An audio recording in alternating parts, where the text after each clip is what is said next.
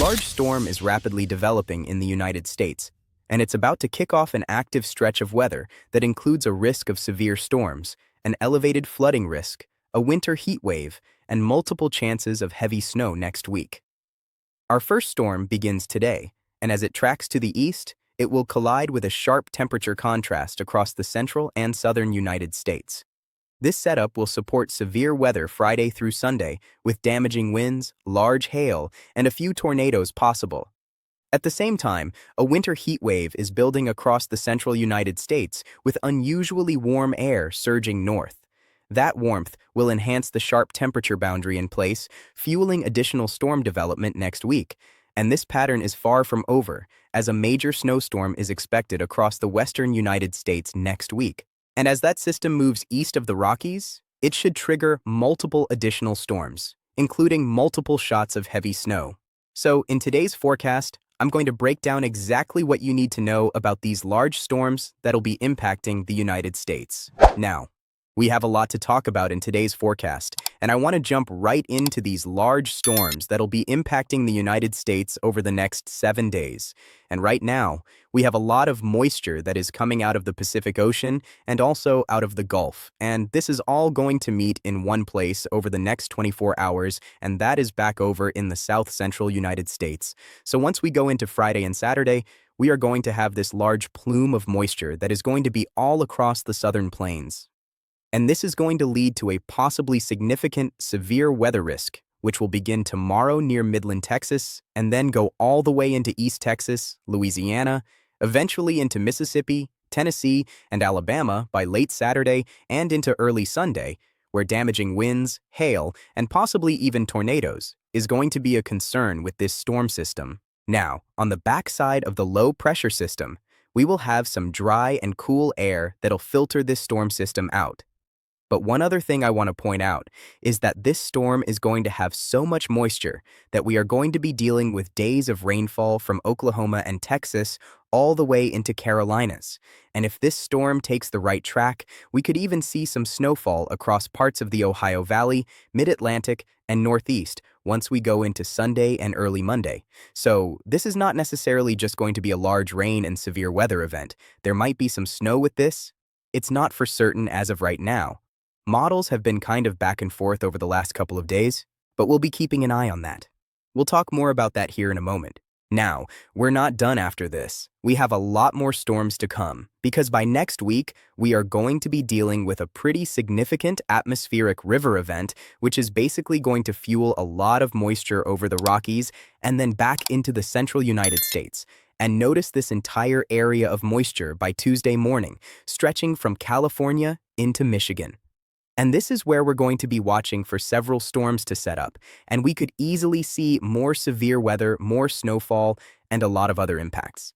So, we are going to be talking all about this over the next few minutes, but get ready. The weather pattern is going to get very active here over the next 10 days. Now, there will be multiple storms that impact the country over the next 10 days, and the first one arrives tomorrow into Saturday. So we'll have a lot of moisture coming out of the Pacific, as we alluded to, and then some moisture coming out of the Gulf. And a large area of showers and even snow showers will develop over the Rockies by tomorrow afternoon. And this will eventually turn into a storm system that is going to grow in size rapidly. So by Saturday morning, we will have widespread rainfall from Springfield and Joplin, Missouri, back towards Dallas-Fort Worth, and even towards Abilene, where this is going to cause the threat of even some localized flooding. And a lot of these areas have really not seen a whole lot of rain over the last month or two. So this is pretty good news in terms of rainfall, but obviously there will be a flooding risk accompanied with this. Another concern I have is as we go into Saturday afternoon and evening, the storm is going to become a lot more organized, and we're going to have a lot more moisture coming out of the Gulf. So temperatures and as well as dew points will be increasing, and at the same time wind shear will be increasing. So our southwesterly flow and our low levels will be starting to ramp up, and all of this motion that we're going to have is eventually going to lead to the possibility of severe weather, including a risk of tornadoes. I think our main concern for Saturday will be mostly stretching from Dallas-Fort Worth back into Louisiana, even Little Rock, Arkansas, and into Mississippi.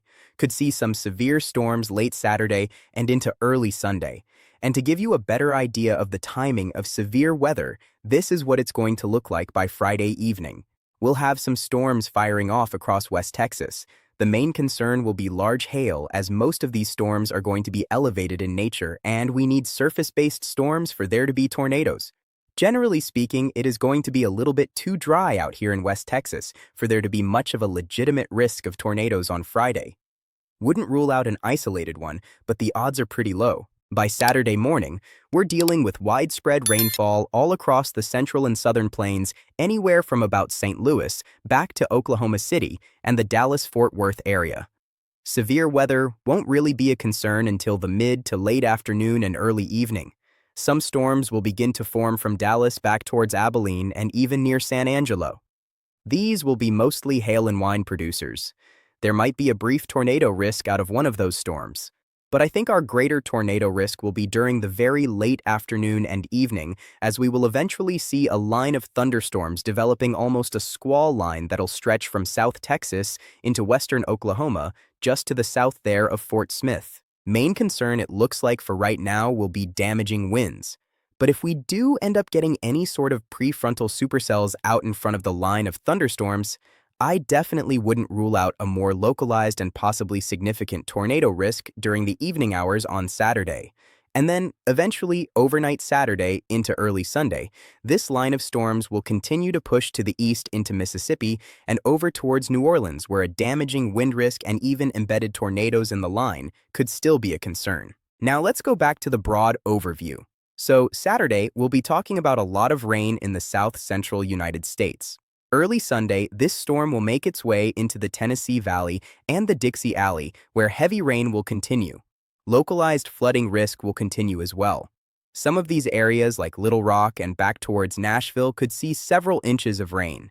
We're talking maybe 2 to 4 inches, and some localized areas around 5 or 6 inches of rain being on the table over the next few days. Late Sunday is where things could get a little bit more interesting when it comes to our wintry precipitation, because we'll have a large area of rain ongoing in the southeast.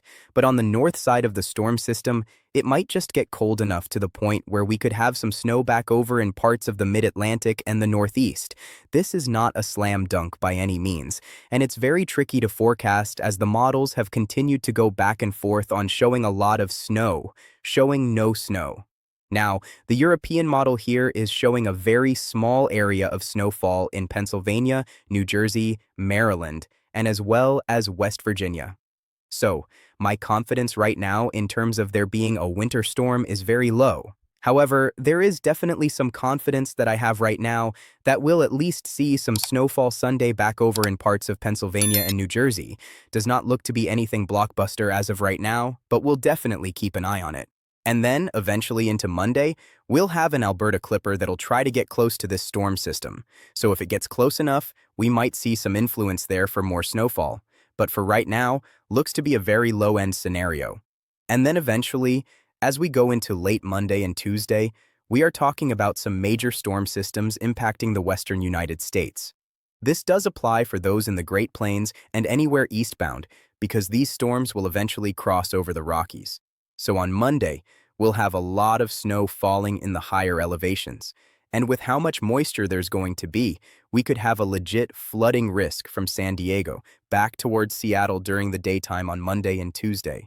This storm will continue into Tuesday, and then late Tuesday, early Wednesday, is when that moisture should get over the Rockies, at least some of it, and it should create a new storm system, and that'll form back over in the northern United States. Models have been very consistent with there being some sort of storm this far to the north. One of the concerns that I have with this storm system isn't necessarily that we're going to probably see that much severe weather, but it has more to do with the temperatures. It's abnormally warm for this time of the year, even back over in the Dakotas. And it's going to get a lot warmer with a low pressure system this far to the north. It's going to allow for a significant pull of warm and moist air to make its way all the way up into Iowa, Nebraska, and back into Illinois. And these are areas that could have temperatures near the 70s by Tuesday of next week. So, we are talking about record-breaking heat potential, and the snow would be very far off to the north as well. We're talking North Dakota, Minnesota, and Wisconsin possibly seeing some heavy snow during the middle of next week. Keep in mind that this is a very normal storm track for the month of October or even November. So this is very odd to see something like this time of the year. And then right behind this storm system, we will likely see more storm systems form due to the fact we're going to have so much moisture coming over the Rockies. So we should have another big storm sometime during the latter half of next week and into the weekend. So this will not be the only storm. We're talking about at least 3 or 4 different storm systems just over the next 10 days. So again, buckle up. It's going to get active very quickly. Now, with a large storm like this, we are going to be talking about a lot of rain. And this is what's happening over the weekend and into the beginning of next week. We are expecting a widespread 1 to 3 inches of rain from Midland, Texas into Nashville and even Johnson City, Tennessee. There will be plenty of areas that pick up around 2 to 4 inches of rain. That's primarily going to be around Joplin and Springfield back into Shreveport and also near Memphis. I wouldn't be surprised if we had some localized areas much closer to like 5 or 6 inches of rain when this event is all said and done, due to how much moisture is going to be across all of the southern United States this weekend.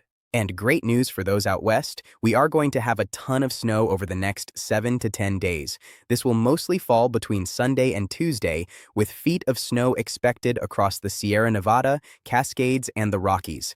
If you're in the Sierra Nevada, we are expecting upwards of 80 to 120 inches of snow between now and next weekend. So, great news for skiers, great news as well for the water reservoirs that definitely need the water with how little amount of snow that we've seen so far this winter.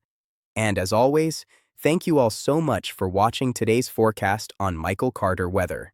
If you are new to the channel, make sure to subscribe down below. Our next video should be tomorrow. Goodbye.